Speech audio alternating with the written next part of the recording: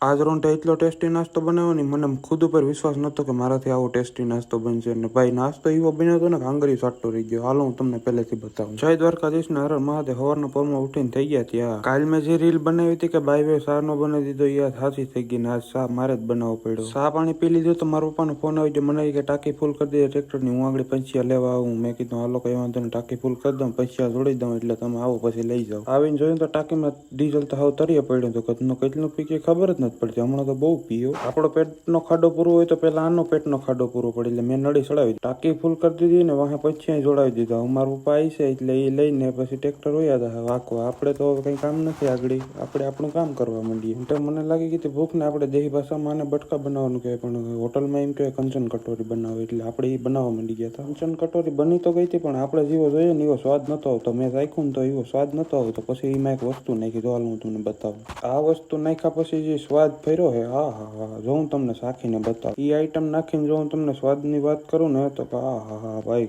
જન્નત, મજા જ આવી. કરી નાખ્યો નાસ્તો પાણી તાકાતોરો ને આ રહ્યું આપણું લેપટોપ. કામ કરવા બેસી જાય. અને આજનો વ્લોગ કેવો લાગ્યો જરા કમેન્ટ કરતા જઈજો. આવશું નવા મિની વ્લોગ સાથે. ત્યાં સુધી જય દ્વારકાધીશ ને હર મહાદેવ.